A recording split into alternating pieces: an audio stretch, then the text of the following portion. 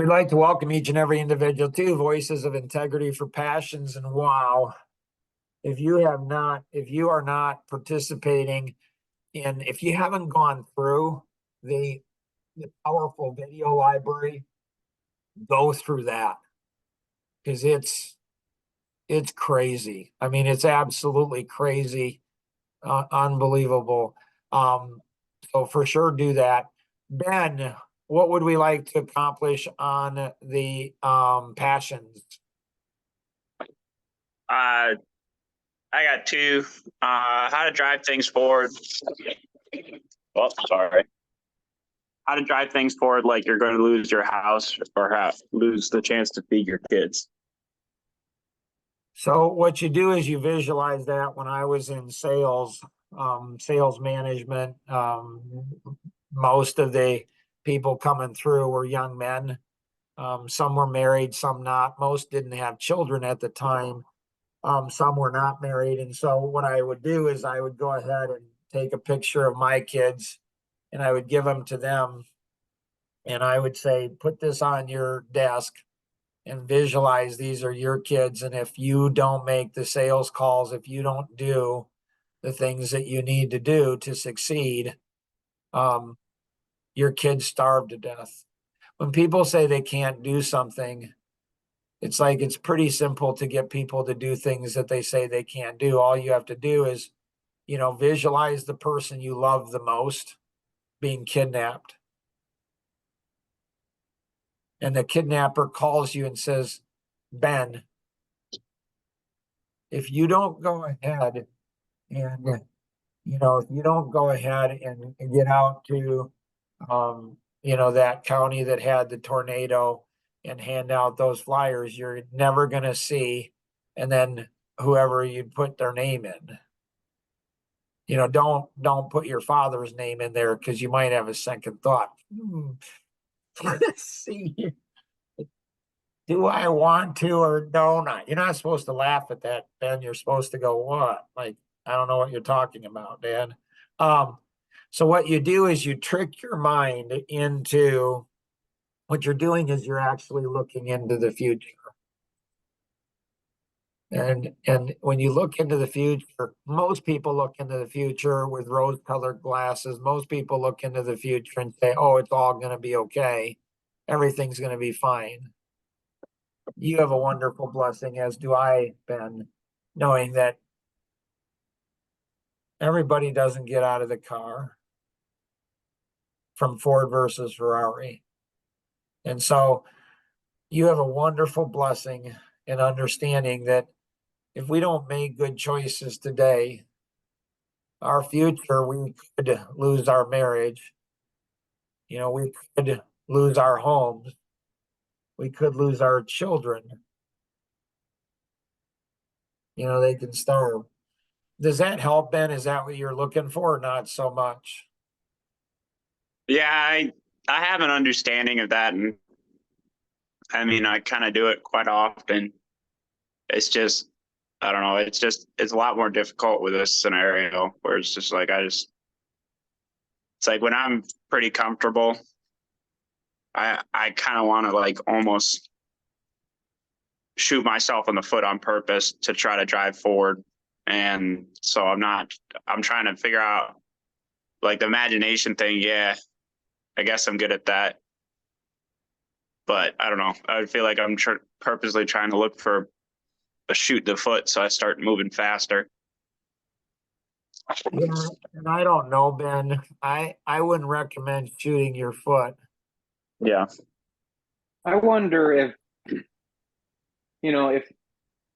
if you don't have a situation, like I wonder if you can take what Mark said and come up with something like he did. He came up with a scenario that I guess those single people didn't really have. But I wonder if you can come up with something like if you have a family, that probably wouldn't work unless you use your own family, which is probably fine. But I'm wondering if you are if you if you are if you are okay and financially isn't the issue or whatever, and you still are trying to you're trying to excel in something, but you are doing okay financially or whatever. I wonder if you could tap into something else. Like for me, one of the things that was, remember New Kids, these are kids that were being sold into the sex trade. And like there's a good, I don't know. Anyways, so it was coming up with a scenario that would motivate me to do the extra step, which is exactly, I mean, it's very much like Mark said, but in my mind, it's a little different. And I don't know how to describe that. I think you did a good job on it, where you're doing it for somebody else. Yes. You come up and you come up with some kind of a, that's the passion thing, right? Ben, I mean, if you have your physical needs provided for, but you have no passions, you will become dead. You will become I mean, it won't go well for you. Some people never even get to that because I need to provide food for myself, and they never get beyond that point.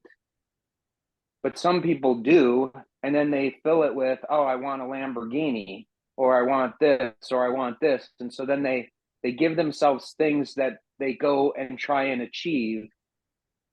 And maybe they never achieve that, but it motivates them to keep going. The challenge is it seems like, if you look at Solomon, it seems like if you achieve those things, it will be emptiness, and it's chasing the wind. You're trying to catch something that you cannot catch. But I think passions is connected to that.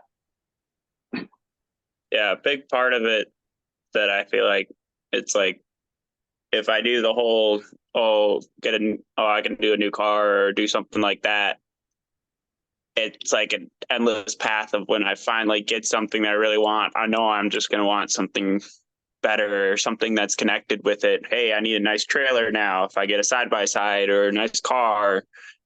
And it's just like, I feel like I know that subconsciously. So it's hard for me to be like, actually want it, It's like, so do you see that as a gift? it's nice to a point. Yeah, that's a crazy gift, in my opinion. The fact that you know that. How old are you? 25.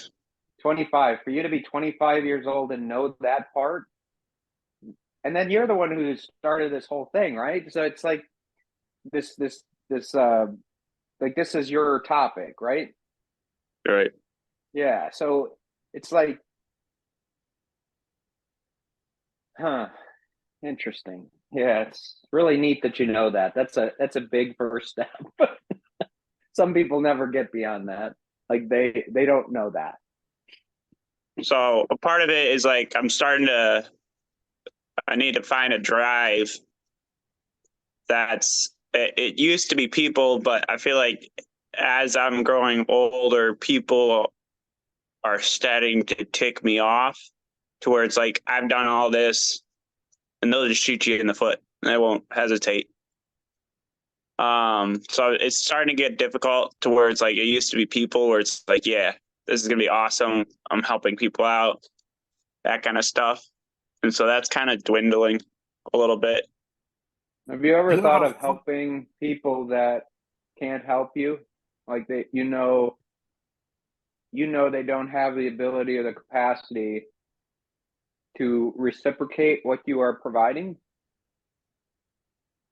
And so therefore you're setting your standard where you're saying, I'm really seeking to help those people who can't help them.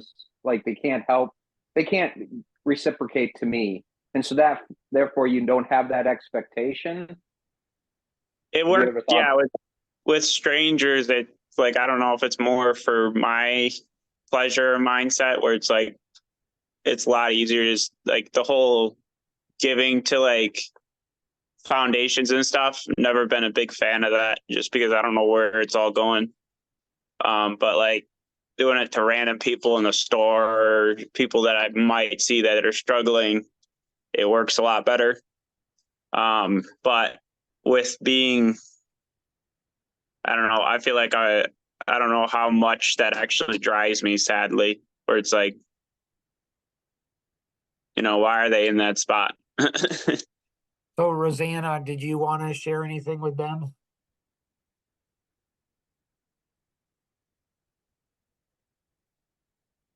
I'm not quite sure where you're going with this. Sorry. No, I was hoping you were gonna go somewhere.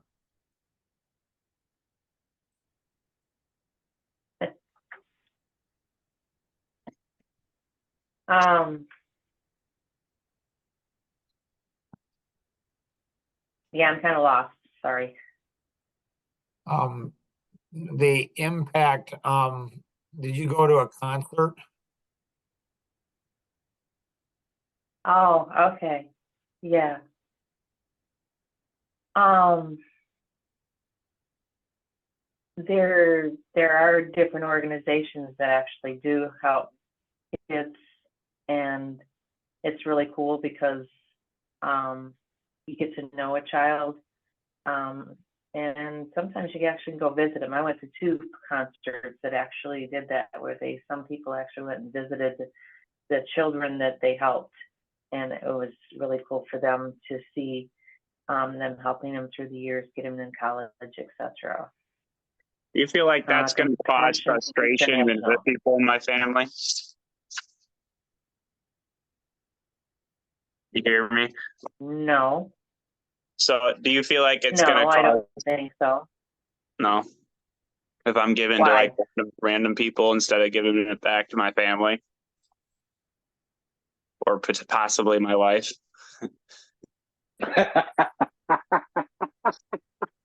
And what they do is, and Rosanna's looking at going to another concert. This one might have the same thing. So a lot of concerts have these things.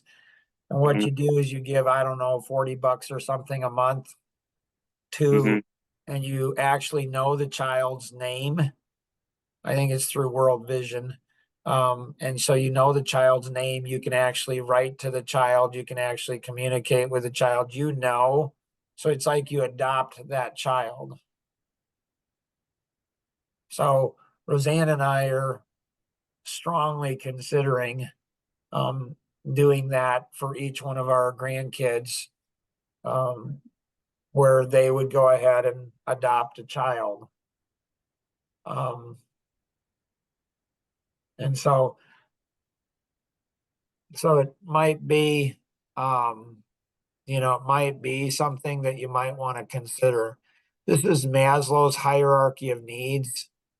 So he's a psychologist from a number of years ago, and he said the bottom levels are psychological needs or psychosocial needs, whatever that is: food, water, shelter, rest.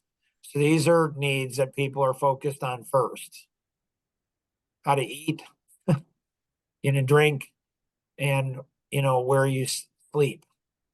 So once the concept is, once you fulfill these needs, you go to the next need, which is security, stability, freedom from fear. So that's a safety. Once you get these two, once you get these 2 needs met, then you go to the third one, which is social and belonging, friendship, intimacy, and acceptance. So you're not really concerned about friendship if you can't eat or you have no place to live. Does that make sense, Ben? Yeah. If you're afraid for your safety, you're not really concerned about your friends or acceptance. You're like, I'm going to die. Right. So once you get these 3 needs met, so again, it's the hierarchy. So you start here, then you go here, then you go here.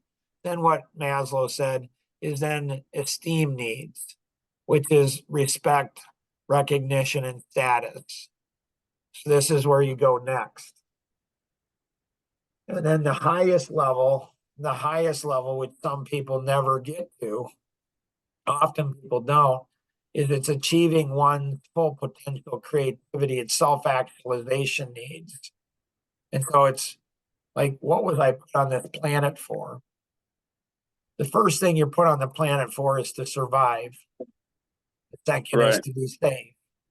The third is to go ahead and have friendships, intimacy, and acceptance. The fourth What was is, the second one? the second one is security, stability, freedom from fear.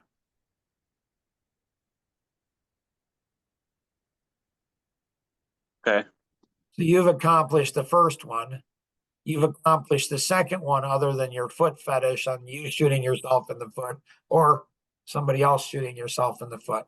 But, you know, nobody dies probably from shooting themselves in the foot. So you have some fear, but not a lot. So there's some of that. You have some safety needs, about your feet do. But beyond that, now you're looking for friendship and acceptance. This is really big for you. Really big. I don't And know. It's starting to dwindle here pretty fast. right, because you're not finding fulfillment in it. You're finding Oh, okay. I can be accepted from other people pretty easy. All I have to do is tell them what they want to hear, buy them stuff, drink with them, you know, hang out with them, have fun, and the people accept me. So all I have to do is be like they are. It's very easy to be accepted. Just tell people what they want to hear, and they'll go ahead and accept you. Help them, and they will feel good about you. You'll feel good about yourself up to a certain point. And then all of a sudden it's respect and recognition. This is something status. You have status for a 25-year-old. You're married, you have a house. People think you're really, really successful for a 25-year-old. So you have status. Recognition, you have some of that too. Respect, you're not so sure of right now. You know, because people say nice things, is that because so you're like, do I really have respect? So this is what you're looking at kind of next. And so you've come up here, so you're at the esteem needs, you're almost there. And once you get these four, you're going to go into self-actualization, is what Maslow says, which is achieving your full potential or your creativity. So that's something, and it's kind of frightening for you. And it's kind of empty. You're looking at, like, it's like, this hasn't created happiness. Yes, I'm alive. This hasn't created happiness. This hasn't created or fulfillment. Like, I'm not fulfilled. So you're searching and you're ripping through these things so fast. Like Ken, he was surprised.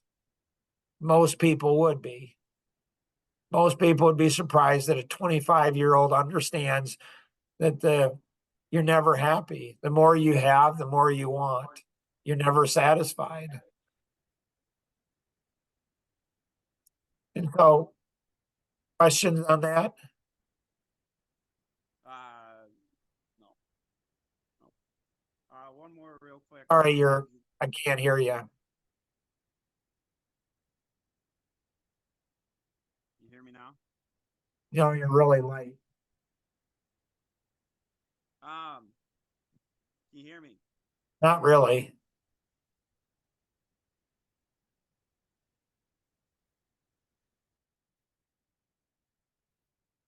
Well, Ben's jumping off and jumping back on. Anybody have any thoughts?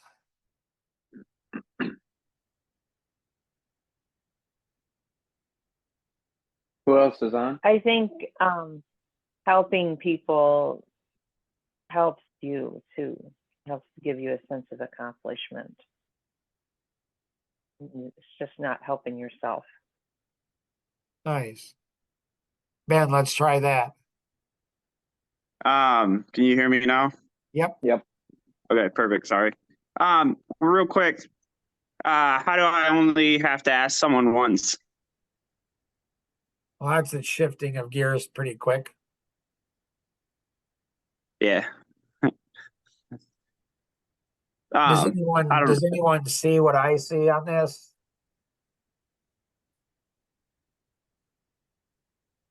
No. Is it because people are asking me to do things and I'm not doing them? No, I don't think so.